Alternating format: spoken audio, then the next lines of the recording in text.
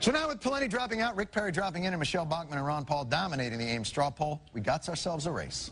We have a top tier. It is Mitt Romney, Rick Perry, and Michelle Bachmann. We have a new top tier, and it's Perry, Mitt Romney, and Bachmann. There's now a top tier in this race, at least for now, of Romney, Perry, and Bachmann. I mean, I think that's fair to say.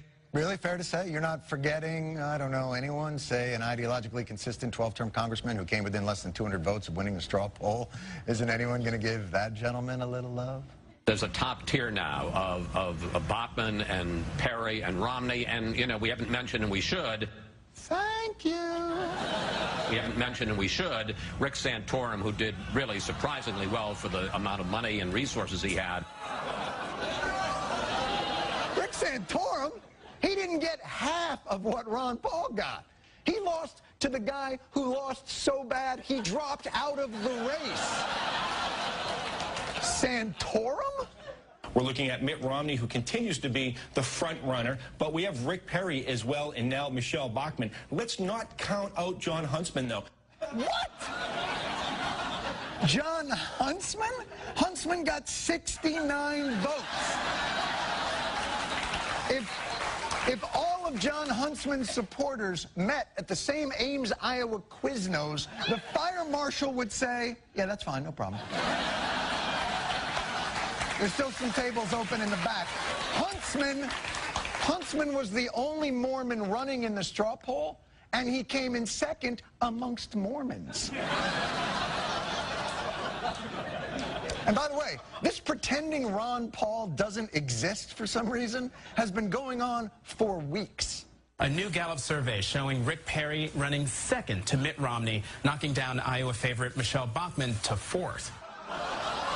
Behind who? Fourth behind who? How did libertarian Ron Paul become the 13th floor in a hotel? Why? What's wrong with... He is Tea Party patient zero. All that small government grassroots business, he planted that grass. These other folks, they're just moral majorities in a tri-cornered hat. Ron Paul's the real deal, and Fox News should love this guy.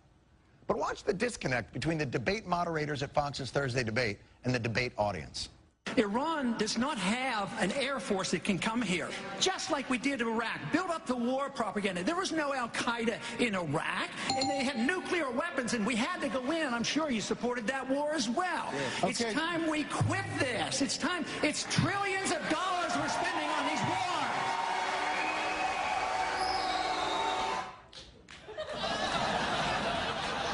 What's with the smirk and the eye roll? The guy gives it, the crowd goes nuts, and you do one of these. There goes crazy Uncle Ron, babbling about the unsustainability of multiple wars.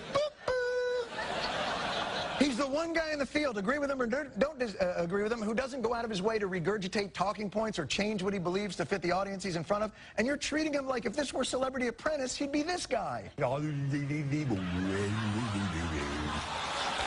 the way, at the Ames, Iowa straw poll, Busey beat Huntsman 77-69. And even when the media does remember Ron Paul, it's only to reassure themselves how there's no need to remember Ron Paul. Right now, live, right next to the bus behind us, Ron Paul is speaking, and 7 of the candidates are here today. We have live pictures of Ron Paul, but you know what? We're talking about Sarah Palin, we're talking about Rick Perry, the two people not in the race yet, Drew. And guess what, Paul? If you get video of Sarah Palin or get a soundbite from her, bring that back to us. You can hold the Ron Paul stuff.